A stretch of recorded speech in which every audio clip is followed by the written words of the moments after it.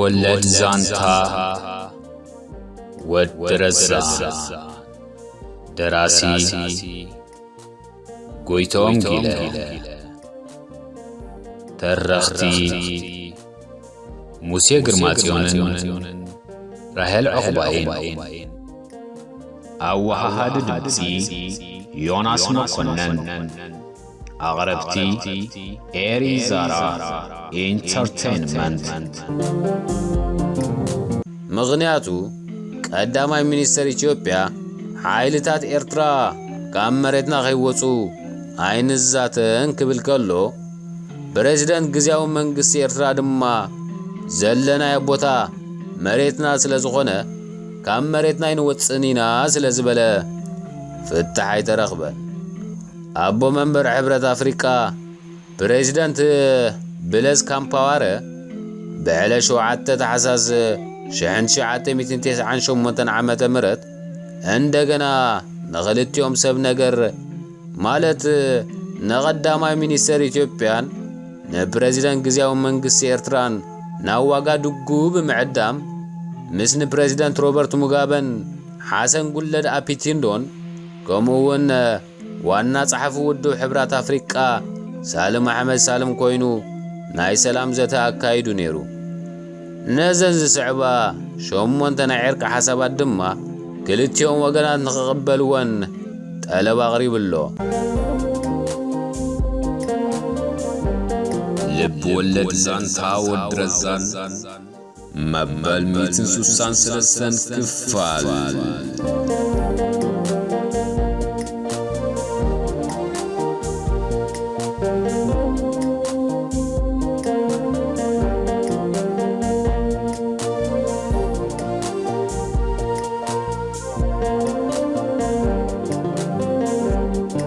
ቀዳማይ ተጻቦ በቅጽበት ደው ክብል ካላይካ ክልቲኦም ወገናት ሕድሕድ ንኸይጠቃቅዑ ቃል ከኣትዉ ሳልሳይ ድማ ናይ ክልቲኡ ወገን ሰራዊት ናብቲ ቅድሚ 6 ግንቦት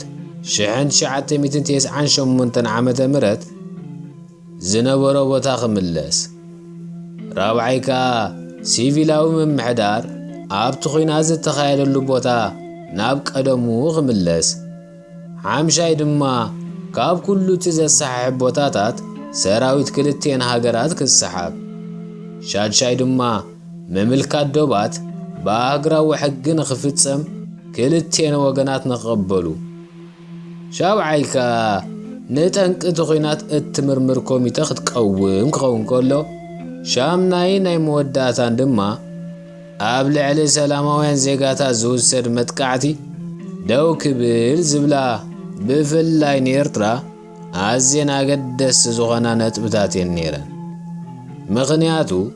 ግዚያዊ መንግስቲ ኤርትራ ኣቐዲሙ ወራር ከም ዘይጀመረ ምምልካት ዶባት በአህጉራዊ ውዕላት ንኽፍጸም ጠንቅቲ ኹናት ንኽምርመር ከምኡውን መጥቃዕትን በደልን ኣብ ልዕሊ ሰላማውያን ሰባት ደው ንኽብል ይጠልብ ስለ ዝነበረ እንተኾነ ነዘን ሸሞንተ በውዕል ዋጋዱጉ ዋና ከተማ ቡርኪና ፋሶ ዝፍለጣ ወሰንቲ ናይ ዕርቂ እማመታት መንግስቲ ኢትዮጵያ ክቕበለን ከሎ ግዚያዊ መንግስቲ ኤርትራ ግን ነጺግወን ከም ዝነበረ ብመንግስቲ ኢትዮጵያን ብሸምገልትን ተነጊሩና ማለት እዩ። ንምንታዩ ግዚያዊ መንግስቲ ኤርትራ ነጺግወን ግን ዝተሓበረና ነገር የለን። ህዝቢ ብዛዕባ ዝፈልጦ ነገር የብሉን። በዚ ምክንያትና ዘይተቐበልናዮ እውን ኣይተባለን። ብድሕሪዚ ነቲ ናይ ሰላም እማመ ዝነጸገ ግዚያዊ መንግስቲ ኤርትራ ንምልማንን ንምልዛብን ተባሂሉ ብቐዳም 12 ነሓሰ 1998 ዓመተ ምህረት ዋና ጸሓፊ ሕብረት አፍሪካ ዝመርሖ ጉጅለ ዕርቂ ናብ ኤርትራ ብምምጻእ ምስ ፕሬዝዳንት ግዚያዊ መንግስቲ ኤርትራ ተራኺቡ ተዘራረበ። እንተኾነ ዝውን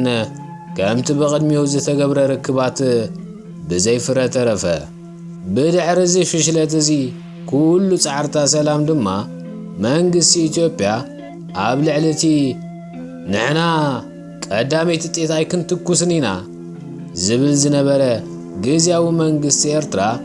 ብቐዳም 6 ለካቲት 1999 ዓመተ ምህረት ካልኣይ ወራር ዝተሰምየ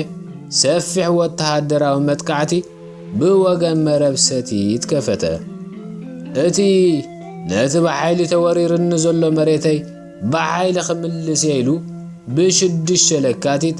ኣብ ልዕሊ ሓይልታት ምክልኻል ኤርትራ መጥቃዕቲ ዝጀመረ መንግስቲ ኢትዮጵያ ግን ፈተንኡ ኣብ ውዕድ መዓልታት ብዘይ ዝኾነ ይኹን ፍረን ለውጥን ብሓይልታት ምክልኻል ኤርትራ ተጸፊዑ ቀሃመ። እቲ ኣብ ቀዳማይ ፈተንኡ ዘይሰለጦ መንግስቲ ኢትዮጵያ እንደገና ድሕሪ 2 ሰሙን ሰንበት መዓልቲ ወጋሕታ ሰዓት 4 ኣብ ክንድና ቤት ጸሎት ሓነናይቲ ብ6 ለካቲት ኣብ ገዛ ገረላሰን እላላን ዝበሃል ቦታታት ዝወረዶ ክሳራን ስዕረትን ምፍዳይን ንባድመን ምምላስን ናብ ውግእ ወፈረ። በዚ መሰረት ድማ ሰንበት 21 ለካቲት 1999 ዓመተ ምህረት ወጋሕታ ብወገን ባድመ ሰፊሕን ማዕበላውን መጥቃዕቲ የኸፈተ።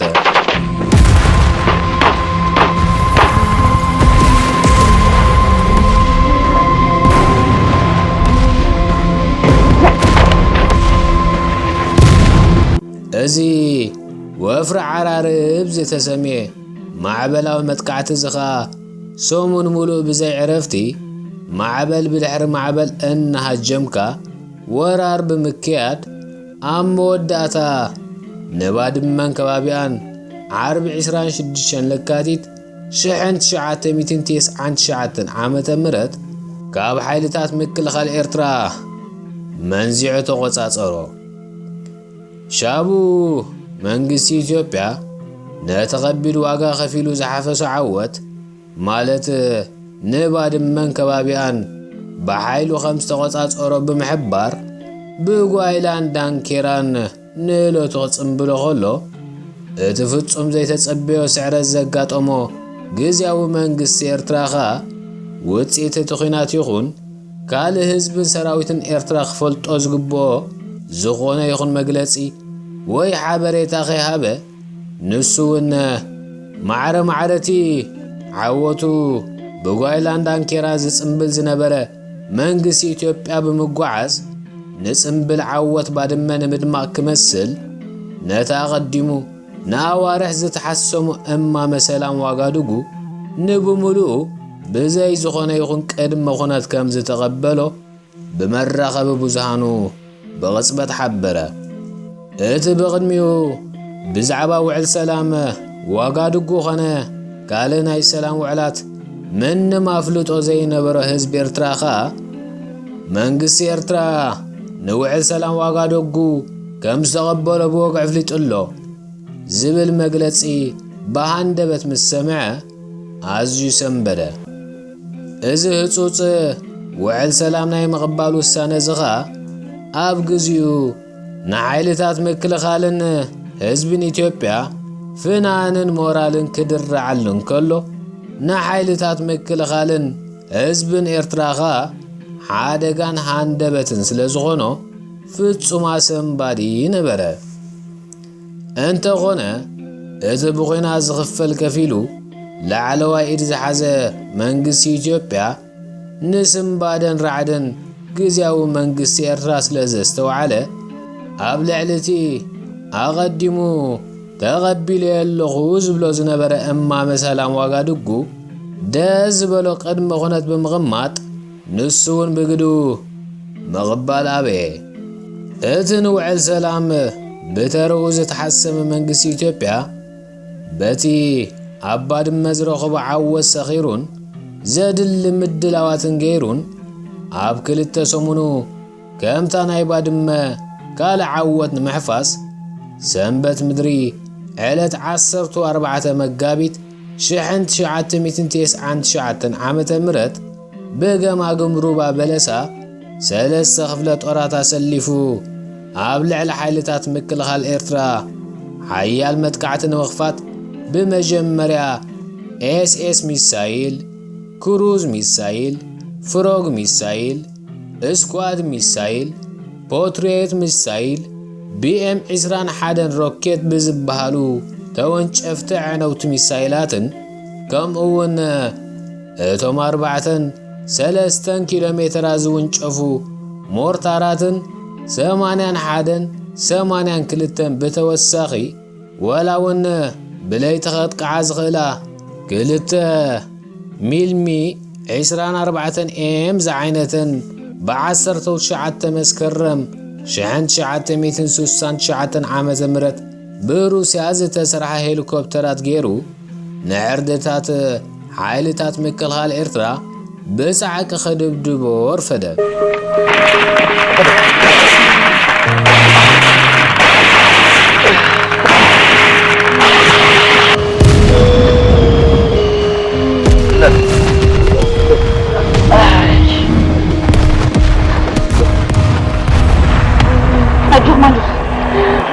ብድሕሪኡ ዘጋጠመ ኩነታት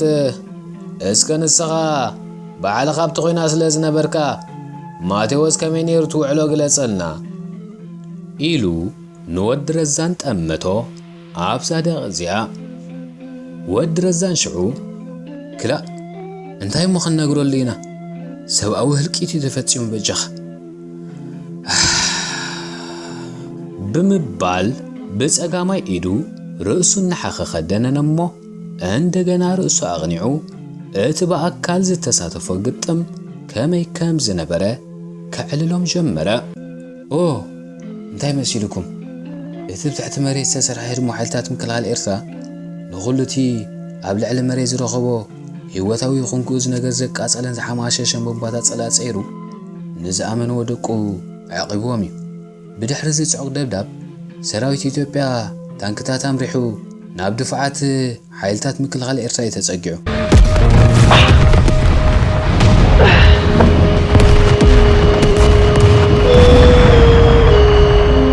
ኩራራ ዓርከይ ዝርከቦም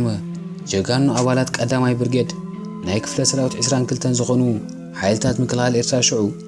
ካብ ድፍዓቶም ወፂኦም ኣብ ኢዶም ቦምባ ጨቢጦም ከም ኢራብ እናዘለሉ ናብ ታንክታት ጸላዮም ጎዮም። ሓጺንን ሰብን ድማ ፊት ንፊት ተፋጠጥ ኮይኑ ኩራራ ዓርከይ ኣታዞም ብንጀራና ዝዓበዩ በዓል ገረንችል ፋራው ኮይም ዝዋግኡና ዘለዉ ይኣኸ ሽወያ እሞ ጉልባብ ግበረለይ ነብሲ ነዛብ ቅድሜና ዘላ ታንክ ኸይደ ቦምባ ኽርኩዓላ ብምባል ካብ ድፍዑ ወፂኡ ብጉያ ኮይኑ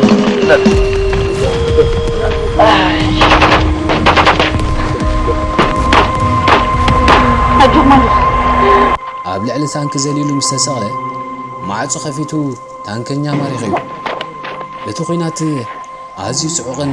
ናይ ኢድ ቢድ ግጥምን ስለ ዝነበረ ኸዓ ክልቲኡ ሰራዊት ሓዋወሰ እሞ ኣነ ዘለኹዋ ሓይለ ኮማንዶ ኣሃዱ 525 ካልኣይ ብርጌድ ሳሳይ ቦጠለን ደገፍ ንምሃብ ንበዓል ኩራራ ምስ ተጸንበርናዮም መሬት ብድምፂ ዝተፈላለዩ ፎኪስን ከቢድን ጠያይትን ቦምባታትን ከም ዕንቁ ጸበበት።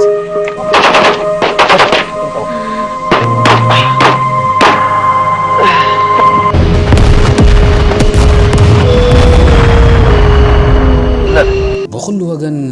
ጠራዕራዕን ቡምቡምን በለ። ከምኡውን እቲ ዝተሓዋወሰ ሰራዊት ገለ ብሕልኮ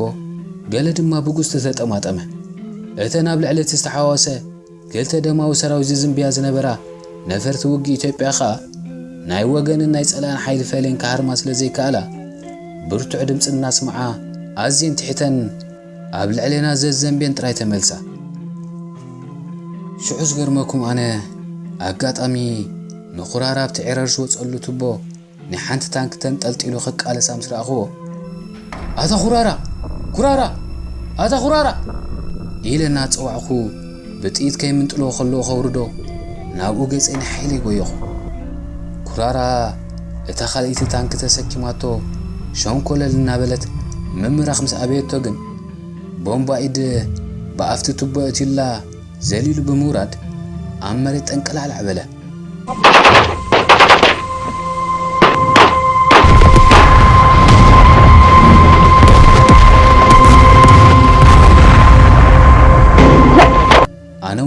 ኣብጥቆ በጽሐ ስለ ዝነበርኩ ብሃፈጽ ተሓው ናይቲ ታንኪ ገጸይ ተለብሊበ እንዳሕሪት ወዲቐ ማለት እዩ ኩራራ ዓርከይ ምስታ ታንኪ ዝተቓጸለ ስለ ዝመሰለኒ ግን ብቕጽበት ተንስኤ ካብታ ሃልሃል ተሓው ንኸውጾ ናብታ ባልባል ትብል ዝነበረት ታንኪ ገጸይ እንደገና ክጎየ ከለኹ ካብቲ ዝወደቆ ተንስኡ ናብ ብጾቱ ክምለስ ንኹራራ ረኣኽዎ እሞ በቐታ ናብኡ ገጸይ ጎየ ኸይደ ምስ ረኸብክዎ ኣታ ኹንካ ታኹም ትገብር ኢኻ ባዕልኻ ክትስዋደል ኢኻ ብሎ ኣለኹስ እምባ ኣታ ወዲ ረዛን ዓርከይ ከምኡ ጌርና ተዘያቃጺልና እንዳ እዘን ኩለን ታንክታት ድፍዓትና ረጊፀን እንደንካ ሓልፋ ባእታ ክንደይ ከበዛሕያን በጃኻ እዋይ ወያነ ዳ ነዘን ታንክታት ለሚኖም ደም ወላ ዝተኻርዮም ኣምጪኦም እዋይ ሙሲባ እዘን ቁንጣሮ ታንክታት ዳ ኣይኮነን ደቐ ቅድሜና ሓሊፈን ናብ ድፍዓት ጸላእኻ ኣትዋስ ብድሕሬና ኮይነን እውን ኣብ ሓመድ ተቐቢረን እምበር ኣብ ላዕሊ ኮይነን ዘይትኩሳ ኣይገርመካ ብብዝሒ ሰራዊትን ብብዝሕን ዓይነትን ኣጽዋር ይተዓጻጸፉና እኮም ኢሉ ኣስዕቕ ንብለካ ኩራራ ዓርከይ ኣብቲ ሓያልና ኢድ ብኢድ ግጥም እግሪ ምኽልካ ኣብ ማይላም ዝተባህለ ቦታ ጥራይ ኩራራን ብጾቱን 27 ታንክታት ኢትዮጵያ ከቃጽሉ ከለዉ 30 ታንክታት ድማ ማሪቖም ከምኡ ኸኣ ሓንቲ ኤምኣይ 35 ዝዓይነታ ሄሊኮፕተር 49 መጋቢት 1999 ዓመተ ምህረት ብምምራኽ ብሰንበት 21 መጋቢት 1999 ዓመተ ምህረት እውን ሓንቲ ኤምኣይጂ 23 ቢኤን ዝዓይነታ ነፋሪት ውጋ ኣቃጺሎም እዮም ሄሊኮፕተር ምስ ታንክታ ብምምራኾም ከዓ ሓጎስን ደስታን ሓይልታት ምክልኻል ኤርትራ ኣዝዩ ልዑል እዩ ነይሩ ኣብ ልዕሊ ጸላኢ ከቢድ ናይ ሰብን ንብረትን ክሳራ ብምውራድ ነቲ ወራር ዘፍ ስለ ዘበልናዮ እውን ስዕረትን ክሳራን ባድመ ብዓወት እግሪ መኸል ተደቢሱ እዩ ብኣንጻሩ ግን እቲ ከቢድ ክሳራ ዝወረዶ ሰራዊት ኢትዮጵያ ኣብ ከቢድ ሓዘን እዩ ተሸሚሙ ኣብዚ ግጥም ናይ እግሪ መኸል ጋዜጠኛ በዓሉ ግርማ እንተዝነብር ነይሩ ከምቲ ኣብ 1988 ዓመተ ምህረት ኣብ ምድምሳስ ናደኡ ዝተረኺቡ ዕንወትን ክሳራን ስዕረትን ህልቂትን ሰራዊት ኢትዮጵያ ምስ ተዓዘበ ኦሮማይ ኢሉ ዝጸሓፈ ሎሚ እውን ኣብ እግሪ መኸል ዳግማይ ኦሮማይ ምጽሓፈ ነይሩ እዩ ኣብዚ ናይ ዕለት 14 መጋቢት 1999 ዓመተ ምህረት ግጥም ኩራራ ዓርከይ ዘርኣዮ ትብዓትን ጅግንነትን መግለጺ ይብሉ በሎም ወዲ ረዛን ርእሱን የማነ ጸጋም እናነቕነቐ ብጅግንነት ኩራራ ዓርኩ ተሓቢኑ እወ ከምዚ ማቴዎስ ሓወይ ዝገለጾ ትብዓትን ተወፋይነትን ሰራዊትና መዘና ይብሉን ብምባል ዶክተር ቃስም ከቢረ ናብቶም ብተመስጦ ንወዲ ረዛን ክሰምዕዎ ዝጸንሑ በረኸትን ጅምዓን ጠመተ መንግስቲ ኢትዮጵያ ድሕሪ ምትሓዝባ ድማ ኩናት ክቕጽል እዩ ስለ ዝበለኻ ብሰሉስ 11 ግንቦት 1999 ዓመተ ምህረት ልኡኽ ሚኒስተር ጉዳያት ወጻኢ ቡርኪና ፋሶ ሚስተር ዮሴፍ ኣውዲሪጎ ምስ ልኡኻት ዋጋዶጉን ሩዋንዳን ናብ ኣስመራ ብምኻድ ምስ ፕረዚደንት ግዝያዊ መንግስቲ ኤርትራ ተራኺቡ ተዘራረበ ነቲ ሓድሽ ጠለብ መንግስቲ ኢትዮጵያ ዝቕበሎ እንተኾይኑ ኸኣ ንፕረዚደንት ግዝያዊ መንግስቲ ኤርትራ ሓተቶ ንወያነ ኩናት ናይ ምቕጻል ዕድል ንምኽላእ ኢልና ምስ ዕቃበታቱ ተቐቢልና የለና ስለ ዝበሎ ድማ መልሲ መንግስቲ ኢትዮጵያ ንምስማዕ ናብ ኣዲስ ኣበባ ኸይዱ ከሎ እዩ መንግስቲ ኢትዮጵያ ንኹናት እግሪ መኸል ጀሚርዎ ሕጂ ድሕሪ ስዕረት እግሪ መኸልከ ንውዕል ሰላም ክቕበሎ ድዩ ክነጽጎ ኸኣ ኣብዚ ዝቕጽል መዓልታት እንሰምዖ ጉዳይ ይኸውን በሎም ዶክተር ቃስም ከቢረ ናብታ ኣፊቱ ኮፍ ኢላ ዝነበረት ጅምዓ በዓልቲ ቤቱ እናጠመተ እንታይ ትብል ወደይ እዚ ኩሉ ጋሕገልጠምን ክሳራን ውርደትን ግን እንታይ ኣምጾ ካብ ፈለማ ነቲ ዝቐረበ 8 ናይ መተዓረቕ ነጥብታት ንምንታይ መንግስቲ ኤርትራ ዘይተቐበሎ ኣብ መወዳእታኸ እንታይ ለውጢ ስለተገብሮ እዩ ተቐቢለ የለኹ ኢሉ ሓተተ ወዲ ረዛን ተገሪሙ ዋላ እኳ ብወግዕን ህዝቢ ዝተገልጸ ነገር ተዘይሃለወ ግዝያዊ መንግስቲ ኤርትራ نتوعد زنصقلو مخنيات جن انت دا نتن اب قصرتات 4-5 زلوا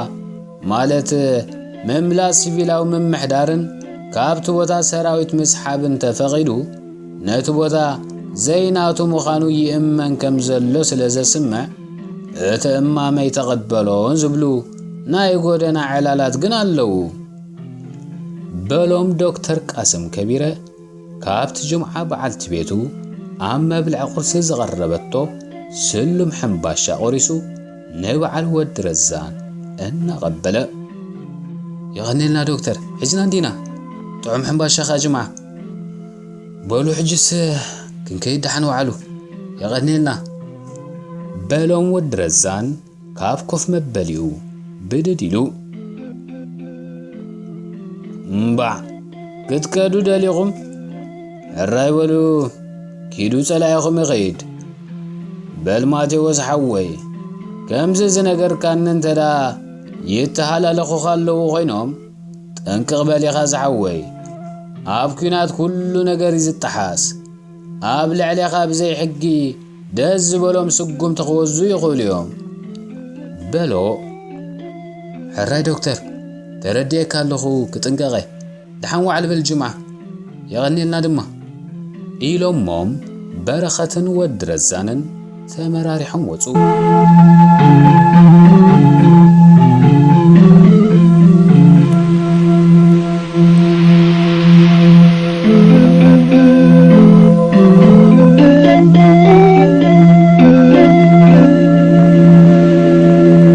اووي اتا ود رزان عركي ازي دكتور دا كابتن دا موتات كوعل كله زهبنا زنبره تمرتن لعلي حجي زهبنا حبريتان تمرتن دو يعبن بلو مسبع الدكتور قاسم كبيره ولا 5 دقيقه معلال مالت واغا 5 شعت تمرت قاسم كان مخاد مالتي برخه تعركي بخمو دما زخونه حدش ነገር كفطر كلون كيشنا كلخن كل سعنا ابو زخيد بلو ود رزان نتبا ابزاده غزي ازغرم زنبره برخه تعركو بأتا ود رزان عركي بلا أنس قدفكا ناب غزاي كخيچاو بولو برخشعو بأقروم كابخرياتا قوعيزوم اب عداق حموس مس بصحو اوكي بري عركي چاو بل إيلو كاب برخت مستفلي ود رزان ناب زبلو طفيقو اما اكل مقدي تعنيدو دو بلا ناب غزو كيكيد لوخات غاين ولدو اب زخونه اوان كمصو سلازخولو اب غزا كصنحوم ايدلين اب دغ خيعللكا كورار عركو خنه ماما برختي يلون بقى ناب زبلو طفيقو كحسب اما اكل مقدي دو بلا دحر قال دقائق جن ناب سارون تليفون دويلو اتشجرو كنغرامو نغزيو مساك عقب زخيلن تخينو كحتى وسنا ناو حنت دكان مساتو خا لعت تليفون العلو نقدمو داير الزاني كحت بدحري ولا نبصارو ندول بمبال شد الشوزي تفلالي قصرتات صغيتو نابر زنت قلاتي تليفون دولا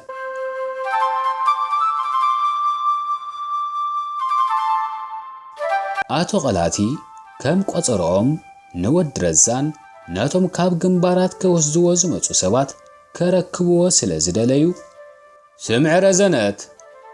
بلوان قالوم ناب صحفتهم تصويعهم إيه بابا دحن ديخا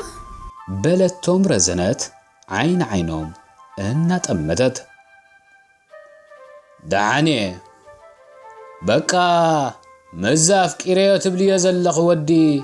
بلبخ وسينك مالديو امر عوني تبل نزلخي بلوا وسيني باباي بزيك نخال ودهم رعيد ليني انا انتاي سلازلو يغن زودي ازو كله قلب خدافينو نلبخ سليب وزلو بمبال تكوري لهم تأمتوا رزنت مجمري حفيرة كسادا دفأتمو تنحي لاغن كسادا بمقنع فوركو ابتحسو يكون زمركوس بابا ንስኻ እንታይ ስለ ዝነበራ ዲኻ ንማማ ተመሪዕኻያ? ሃፍታም ስለ ዝነበረ ድዩ ወይስ ስለ ዘፍቀርካያ ኢኻ?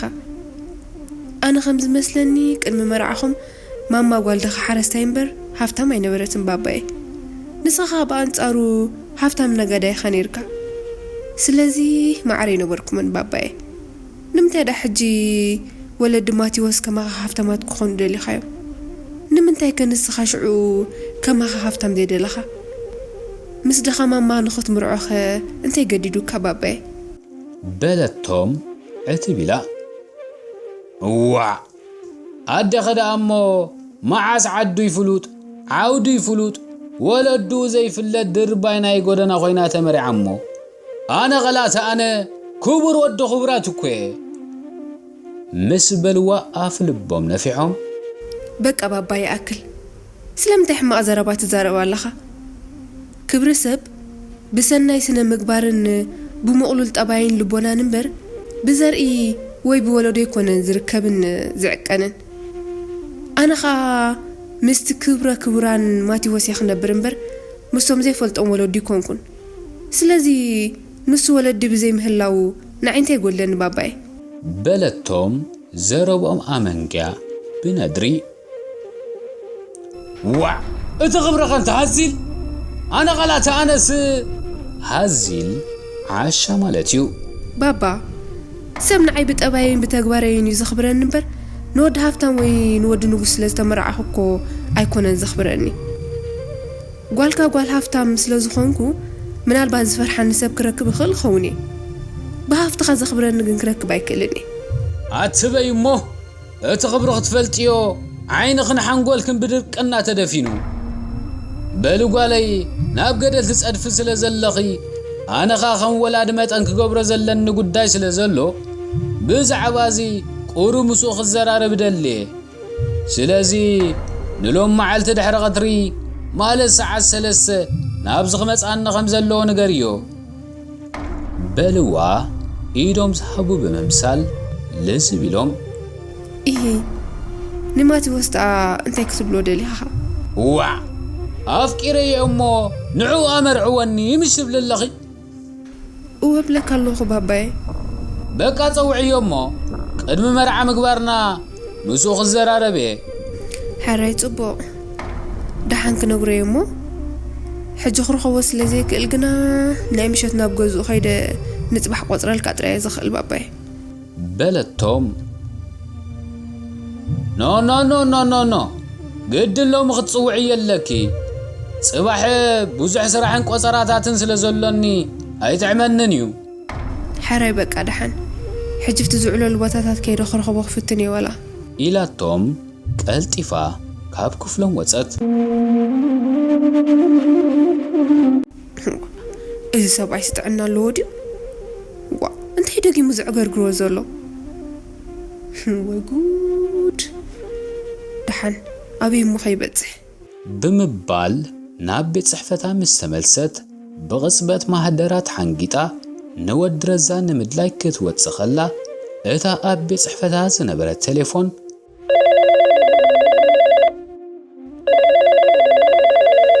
ስለ ዝበለት ካብ ኣፍ ደገ ተመሊሳ ኣልዓለታ። ሄሎ መን ክብል ድማ በለት ነቲ ብውሽጢ መስመር ዝተመሓላለፈላ መልእኽቲ ንምምላስ ብትሑት ድምፂ ሰላም ረዛኔ ምስ በላ ወዲ ረዛን ከዓ እዊ ማቲየ ኣተናይ ውሕቅ ማቲየ ዲኻ በለት ረዘነት ድምፁ ብምስማዓ ገሪምዋ ስለ ዝተጠራጠረት እዋ ኣነ ረዛኔ ከመይ ውዒልክኸ? ኣምላኽ ይመስገን ማቲየ። እዋ ሕጂ ናባኻ ክመፅእ ኢለ እናወፅእ ከለኹ ከይኻ ደው ኢልካለይ። ይሂ ናይ ድሓንዳ ስራሕ ገዲፍ ቀትሪ ምድሪ ናባይ ክትመፅእ ደሊኺ? ዋ እንታይ ኣለዎ ዲ ሓድሽ ነገር ወይስ ቆፀር ኣለና ኢሎሚ?